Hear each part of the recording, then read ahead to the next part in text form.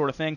Igor Pokrajic, I'm a big fan of this guy. He looks like a crow cop that's not a one-trick pony. He's a nice up-and-coming fighter. He's fighting Vinny Magalhaes. He was the guy that was brought in the Shale Sona camp. He's a second-degree black belt under your boy, Royler Gracie. The great Royler Gracie. Oh, yes. And Magalhaes making his MMA debut against a monster in Pokrajic. Pokrajic's already proven in the UFC, and he's stretching fools. So it's going to be a real technical, great test for Vinny Magalhaes. We'll see what happens there. We're going to go to one of the other fights on the prelim card. TJ Grant, 18-5 versus Evan Dunham. I think this is a real good fight. It's pretty even here as far as the two guys are concerned. Great wrestling, great ground game for both. For me, we just got to watch out and see how what pace is TJ Grant going to set. Grant's going to use his length. He's going to make Dunham fight his fight, and I think he's going to utilize that guard, and he's got to win on takedowns. I think that could be the difference in this fight. As far as my pick, I got to give a slight edge to Grant. He's just got a little more experience. He could finish the fight in more places, and I'm predicting this is either going to be a great ground fight or a straight-up slugfest if the takedowns aren't effective early on, so I'm going TJ Grant. Who do you got, Jason? Well, TJ, he's coming off a couple big wins against Prater and Shane Roller. His last fight was in May.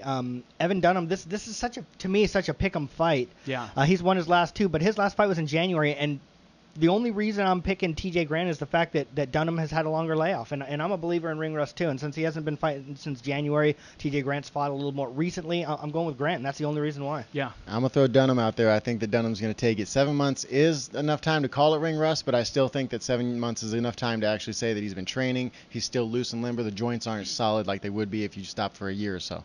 Excellent point. And you know what? I would not be surprised to see either guy. I mean, Dunham's no joke either.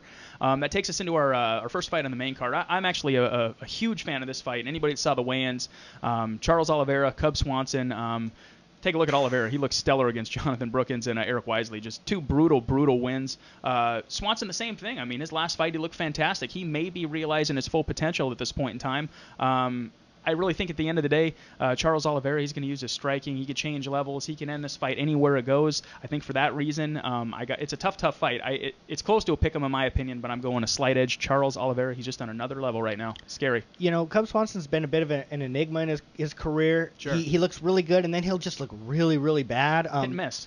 Exactly. He beat Ross Pearson impressively. I thought Ross Pearson was going to just take care of him, and he was impressive over him. Absolutely. Charles Oliveira, his only two losses were to Donald Cerrone and Jim Miller. No slouches at all. No. Two really good fighters. Coming off that big win, like you said, off Brookins. Off of Brookins. Oliveira, he didn't make weight his first time up. Did he end up coming back and stepping back up there and ended up making weight? I believe that he did. Now I'm wondering if that's going to affect him in the fight. That kind of worries me a little bit. Yeah. The fact that he did everything he couldn't make weight. He had to get back off and do even more. It's like looking at the ponies before the big race. Exactly. Excellent point. Ralph, or I'm sorry. I'm still going to pick Charles Oliveira. Going with Oliveira. Yeah. I love the pick. I'm actually going to go with Cub Swanson on this one, and it's only because Oliveira actually did look more dehydrated than Cub Swanson at the moment. So that's what I'm going with. It's an excellent pick, man. He's pulling a page out of Darren's book, going against the grain on every fight like that. Unbelievable. Got to keep it interesting. Matt Hamill, 11-4. He comes off the shelf after a little over a year layoff. He actually retired. Comes in, fights a new guy, Roger Hollett. Hollett, like I said, coming in, he actually kind of reminds me of a Hector Lombard. He stands really upright, looking to land that one big shot. Octagon debut. It's really hard. For me, is it the newcomer? What does he bring? How bad is Matt Hamill in the ring rust? He retired. He said he was in a lot of pain. I don't understand why the comeback, but he came back nonetheless. I'm going to go with the hammer. Yeah. It's very hard, very tough fight, but I just think the upright, standing up, he's either going to get taken down or he's going to get caught with a right hand. I got to go with Hamill. Hamill's been off since August of 2011. He's actually fought some really big guys. Hollett, he's on a five-fight winning streak, making his Octagon debut. Always interesting how that works out for people. Sometimes they get the jitters, sometimes they don't. You never know.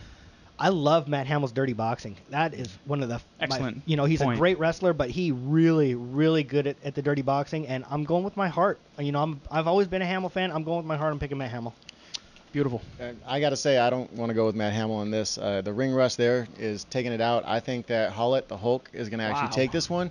And against the grain, I got to keep doing it, dude. Matt Hamill's he's a great fighter, man, but he's never showed his true potential as a guy. He stood up with some of the best. He's definitely taken some beatings like some of the best. I mean, John Jones, hey guy. And I'm just going to say, I think that Matt Hamill's you leave the game at that Matt Hamill early. beat John Jones via disqualification. Wow. Yeah, I mean, let's be real. We should be undisputed, unchallenged champion tonight. He stopped that razor sharp elbow with his face pretty good, didn't he? Are you guys familiar with the Wins the reason win, why baby. that's a disqualification? Is because the actual It was commission. the angle. It was a stupid. It was a come split straight hairs. The reason why it's illegal, and this is for anybody out there who wants to know the rule of MMA, why Jon Jones has a loss tonight, is because he was doing a 12-6 elbow, and somebody on the actual commission, when they made this illegal, said that it was illegal because they were watching karate tournaments where they break ice like this, And and they that's why thought it's it was illegal. too dangerous to people. But however, there's no difference in pressure coming left to right or up to down. I think they're talking more when you come up and down it, you're hitting more with the point, and when you come over the top it, you're hitting more of the forearm. I think that's why. Room for interpretation there. Yeah. We're gonna go with we got 3 more fights. Michael Bisping, Brian Stan. Bisping, 15 fights in the octagon. He had a controversial loss to Chael Sonnen. He could be 5-0 in his last 5. Brian Stan, he's coming out of Jackson's at the end. Almost to the end of the show. 2 minutes. Oh my goodness. Well, I'm gonna have to shorten this up a little bit. I'm going Bisping. I'm going Bisping too. I think he's still looking for a signature win in his career, and this might be it.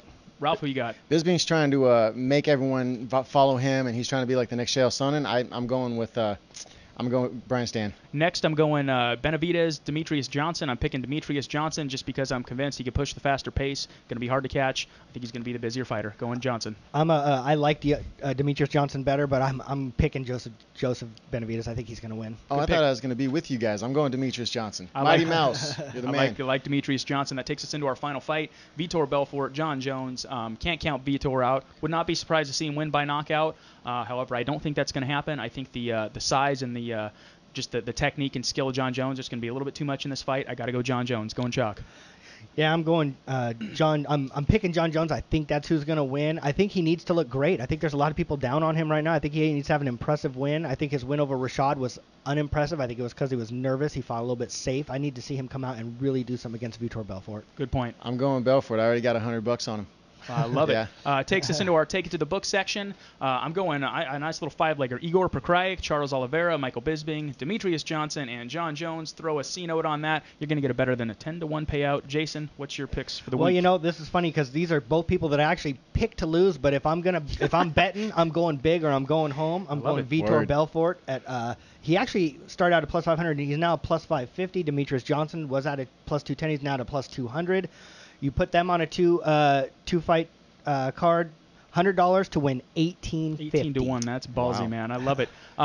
Real quick, I want to close out the show. Check us out, pfpsports.com. We're doing another show right after this. You can check us out on Facebook, Pound for Pound Sports Show. Make sure you hit like. I'm at Nick, PFP Sports. Where can we find you guys?